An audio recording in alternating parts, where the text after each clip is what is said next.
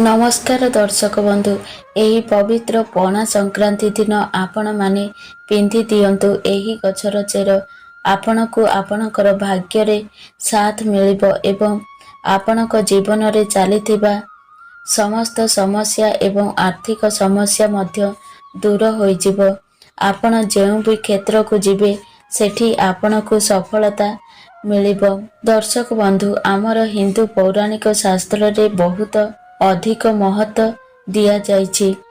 दर्शक बंधु, आमर हिंदू शास्त्र रे एपरि किछि वृक्ष लता मानकु उल्लेख करा जाइछि जेउ वृक्ष गुड़िक विशेष होइथाए।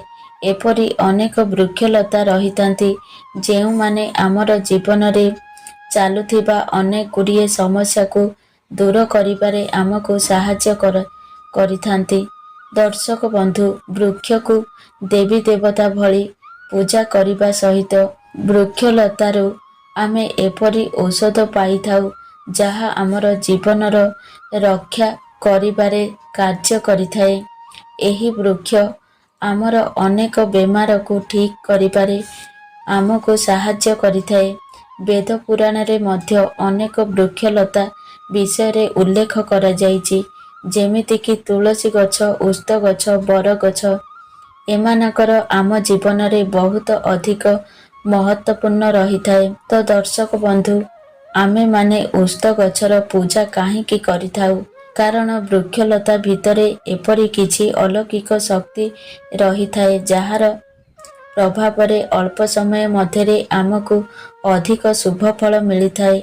आजिर एही भिडियो रे मु एपरि किछि वृक्ष विषय कहिबाकु जाउछि जेउ वृक्षर चेर को आपण एही पणा संक्रांति दिन ताबिजरे पुराई निजर गलारे धारण करती तो खूब शीघ्र आपणकर भाग्यर ताला खोली जिवो। दर्शक बंधु, पणा संक्रांति दिन को माँ लक्ष्मी को प्राप्त करिबा पाई सबुठारु भल दिन बोली मना जाई थाए। एही पणा संक्रांति दिनटी को जेउ व्यक्ति माने सिद्धि प्राप्त करिबाकु चाहुचंती, शुभ एवं लाभ करिबाकु चाहुचंती, आपण सुख एवं धन धान्य प्राप्त करिबाकु चाहुचंती, आरोग्य प्राप्त करिबाकु चाहुचंती एवं आपण निज जीवन रे दुर्भाग्य को दूर करिबाकु चाहुचंती, सौभाग्य प्राप्त करिबाकु चाहुचंती, समाज रे मान सम्मान प्राप्त करिबाकु चाहुचंती तो आपण आजिर एही वीडियो को शेष पर्यंत निश्चय देखंतु। आपण पणा संक्रांति दिन धारण करिबाकु जाउथिबा 5टी चेर विषय कहिबी। 5टी चेर मध्यरु कौनसी भी गोटिए चेर धारण करिपारिबे, आपणकर समस्त मनस्कामना पूर्ण होइजिवो।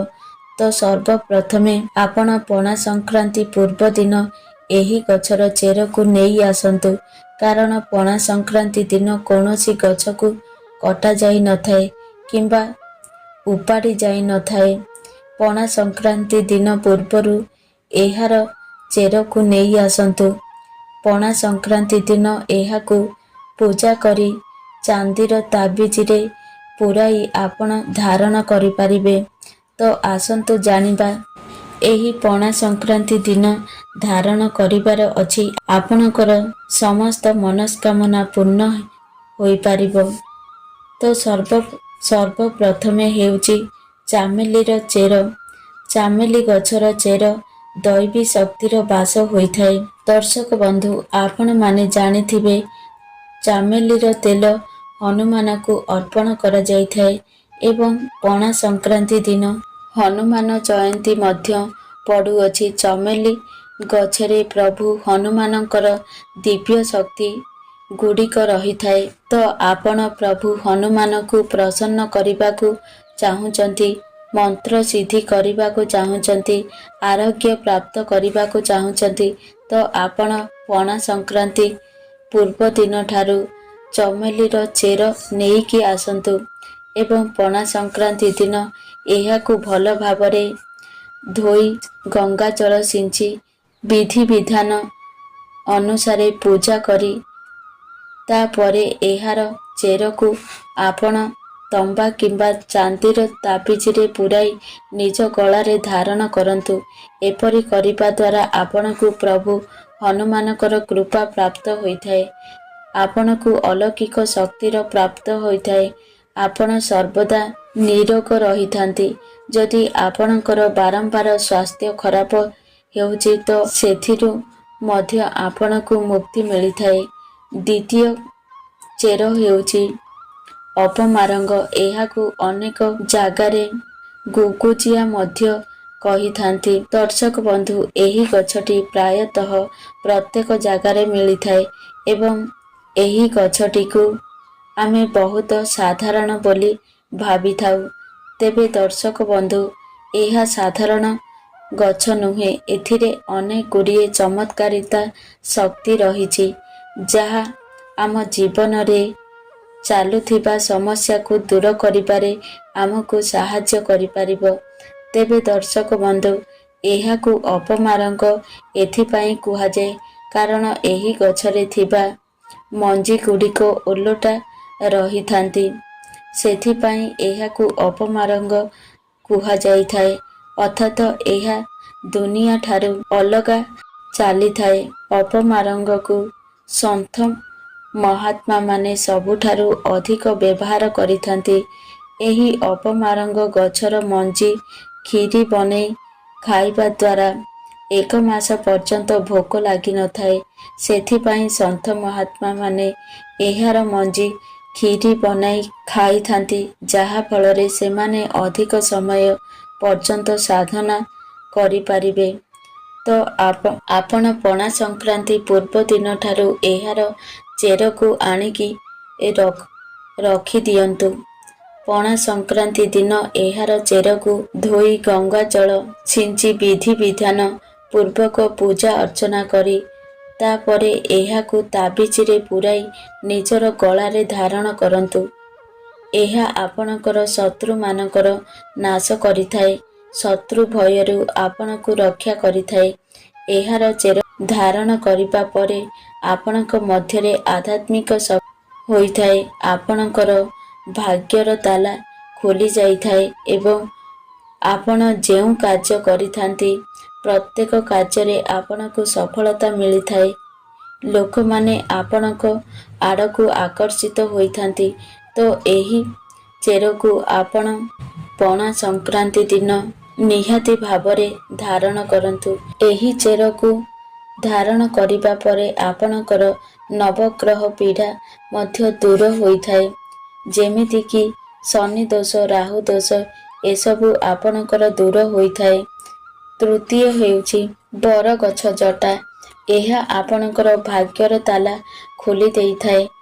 ରାତାରାତି ଆପଣଙ୍କର ଭାଗ୍ୟକୁ ଚମକାଇ ଦେଇଥାଏ। ବରଗଛର ଯେଉଁ ଜଟା ଥାଏ ତାହାକୁ ଆଧ୍ୟାତ୍ମିକ ଦୃଷ୍ଟିକୋଣରୁ ବହୁତ ବିଶେଷ ମନାଯାଇଥାଏ।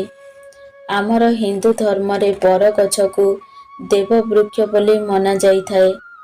ଆପଣମାନେ ଦେଖିଥିବେ, ସାବିତ୍ରୀ ବ୍ରତ ଦିନ ସଧବା ନାରୀମାନେ ବରଗଛ ପୂଜା କରିଥାନ୍ତି।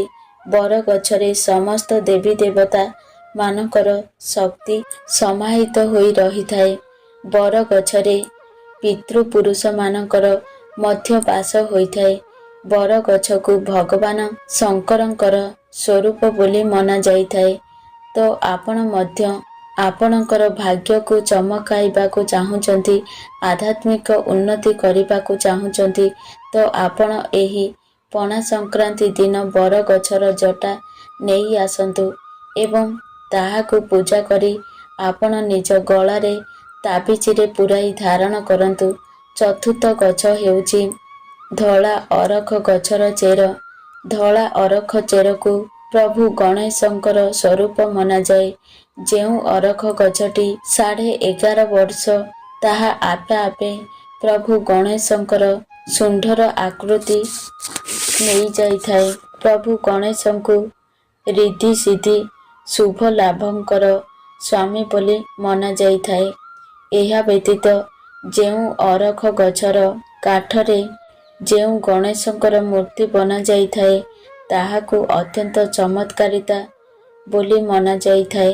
ତ ଆପଣ ଯଦି ରିଦ୍ଧି ସିଦ୍ଧି, ଶୁଭ ଲାଭ ଏବଂ ଧନ ବୈଭବ୍ୟ ଲାଭ କରିବାକୁ ଚାହୁଁଛନ୍ତି ତ ଆପଣ ପଣା ସଂକ୍ରାନ୍ତି ପୂର୍ବ ଦିନଠାରୁ ଅରଖ ଗଛର ଚେର ନେଇକି ଆସନ୍ତୁ ଏବଂ ପଣା ସଂକ୍ରାନ୍ତି ଦିନ ଏହାକୁ ବିଧିବିଧାନ ଅନୁସାରେ ପୂଜା ଅର୍ଚ୍ଚନା କରି ତାବିଜରେ ପୁରାଇ ଗଳାରେ ଧାରଣ କରନ୍ତୁ। ଏପରି କରିବା ଦ୍ୱାରା ଆପଣଙ୍କର ବହୁତ କିଛି ଲାଭ ମିଳିଥାଏ। ଅରଖ ଗଛକୁ ପ୍ରଭୁ ଗଣେଶଙ୍କର ସ୍ୱରୂପ ବୋଲି ମନାଯାଇଥାଏ ଏବଂ ଅରଖ ଗଛକୁ ଧାରଣ କରିବା ପରେ ନବଗ୍ରହ ପୀଡ଼ା ମଧ୍ୟ ଦୂର ହୋଇଥାଏ। ବିଶେଷ କରି ଆପଣଙ୍କ କୁଣ୍ଡଳୀରେ ବୁଧ ଗ୍ରହ ମଜବୁତ ହୋଇଥାଏ। ବୁଧ ଗ୍ରହର ପୀଡ଼ା ଆପଣଙ୍କ ଗୃହରୁ ଦୂର ହୋଇଯାଇଥାଏ। ଶେଷରେ ହେଉଛି ଅପରାଜିତା।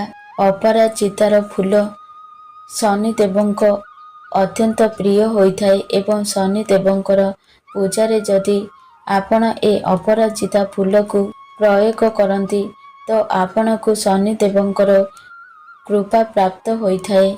ତ ଆପଣ ଶନି ଦଶାରୁ ମୁକ୍ତି ପାଇବାକୁ ଚାହୁଁଛନ୍ତି, ଶନିଦେବଙ୍କର ପ୍ରଭାବକୁ କମ୍ କରିବାକୁ ଚାହୁଁଛନ୍ତି, ଆପଣ ଶନିଦେବକୁ ପ୍ରସନ୍ନ କରିବାକୁ ଚାହୁଁଛନ୍ତି ତ ପଣା ସଂକ୍ରାନ୍ତି ପୂର୍ବ ଦିନ ଆପଣ ଅପରାଜିତା ଚେର ନେଇକି ଆସନ୍ତୁ ଏବଂ ପଣା ସଂକ୍ରାନ୍ତି ଦିନ ଏହି ଚେରକୁ ଆପଣ ବିଧିବିଧାନ ପୂର୍ବକ ପୂଜା କରି ତାବିଜରେ ପୁରାଇ ନିଜ ଗଳାରେ ଧାରଣ କରନ୍ତୁ।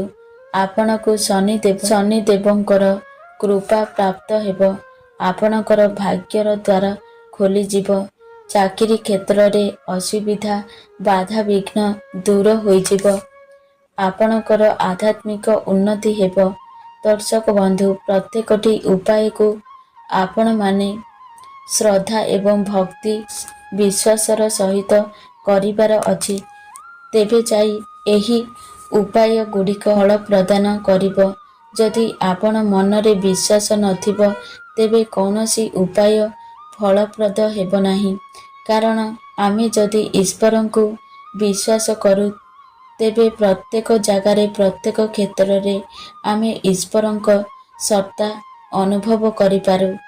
ଈଶ୍ୱରକୁ ବିଶ୍ୱାସ କରୁନଥିବା ବ୍ୟକ୍ତିଙ୍କ ପାଖରେ ସ୍ୱୟଂ ଯଦି ଈଶ୍ୱର ଆସି ଠିଆ ହୋଇଯାଆନ୍ତି ତେବେ ମଧ୍ୟ ସେ ତାଙ୍କୁ ଈଶ୍ୱର ବୋଲି ପ୍ରତୀୟମାନ କରିବେ ନାହିଁ। ତେଣୁ ସବୁ କିଛି ଆମର ବିଶ୍ୱାସ ଉପରେ ନିର୍ଭର କରେ। ସେଥିପାଇଁ ଆପଣ ଯଦି ସମ୍ପୂର୍ଣ୍ଣ ବିଶ୍ୱାସର ସହିତ ଏହି ଉପାୟଟିକୁ କରନ୍ତି ତାହେଲେ ନିଶ୍ଚିତ ଭାବରେ ମନସ୍କାମନା ପୂର୍ଣ୍ଣ ହେବ ଏବଂ ଆପଣଙ୍କର ସମସ୍ତ ସମସ୍ୟା ଦୂର ହେବ।